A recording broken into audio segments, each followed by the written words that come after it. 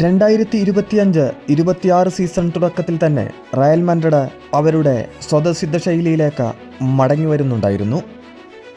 എങ്കിലും ഒവിയഡോയുമായുള്ള മത്സരം ചെറിയ പരീക്ഷണമായിരുന്നു. ഒവിയഡോ പോലൊരു ടീമിനെ നിസ്സാരമായി മറികടക്കാമെന്നാണ് എല്ലാവരും കരുതിക്കാണുക. പക്ഷേ മത്സരത്തിൻ്റെ ആദ്യ പകുതിയിൽ ഒവിയഡോയുടെ മിക്ക കളിക്കാരും ഡിഫൻസിലേക്ക് ഇറങ്ങി റയലിനെ പിടിച്ചുകെട്ടി.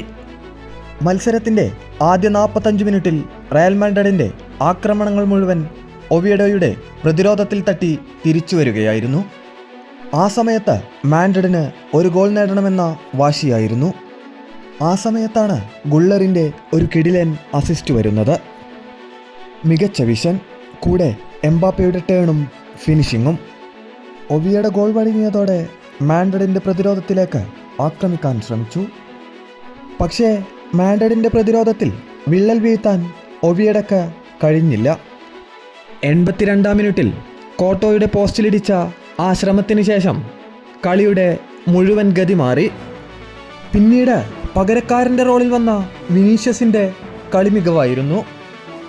അയാളായിരുന്നു മത്സരത്തെ മാറ്റിമറിച്ചത്. മൈതാനത്തിൻ്റെ വലതുഭാഗത്ത് നിന്ന് എതിർ പ്രതിരോധത്തിലേക്ക് കുതിച്ചു കയറി ഗോൾ നേടാൻ സാധ്യതയില്ലാത്തിടത്ത് നിന്ന് അവസരം നെയ്തെടുത്ത് എംബാപ്പയിലേക്ക് ഒരു ബോൾ നൽകുന്നു. കൃത്യതയോടെ എംബാപ്പെ തൻ്റെ 2ാം ഗോൾ നേടുകയാണ്. തൻ്റെ ഫിനിഷിംഗ് ആരാധകർക്ക് മുൻപിൽ അയാൾ കാണിക്കുകയാണ്.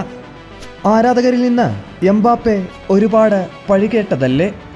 എന്നാൽ മത്സരത്തിൽ കണ്ട പോസിറ്റീവ് വിനിയും എംബാപ്പയും ഡിഫൻസിനെ കൂടി സഹായിച്ചതായിരുന്നു. പ്രസ് ചെയ്തും ട്രാക്ക് ബാക്ക് ചെയ്തും അവശ്യ സമയങ്ങളിൽ രണ്ടുപേരും ഡിഫൻസ് ചെയ്യാൻ ഉണ്ടായിരുന്നു. ACL ഇഞ്ചുറി കഴിഞ്ഞു വന്ന കർവാളിൻ്റെ പ്രകടനവും മികച്ചതായിരുന്നു. അയാളുടെ ലീഡർഷിപ്പും ടാക്ലിങ്ങും കളി നിയന്ത്രിക്കാനുള്ള കഴിവും ഓവർലാപ്പിങ്ങും വീണ്ടും കാണാൻ കഴിഞ്ഞു.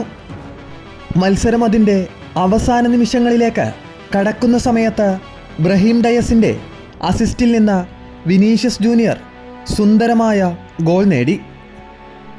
മത്സരത്തിൻ്റെ അവസാന വിസിൽ മുഴങ്ങുകയാണ്.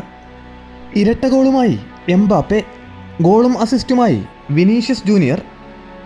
എതിരില്ലാത്ത 3 ഗോളുകൾക്ക് സാബിയുടെ റയൽ മാഡ്രിഡ് വിജയിച്ചിരിക്കുന്നു.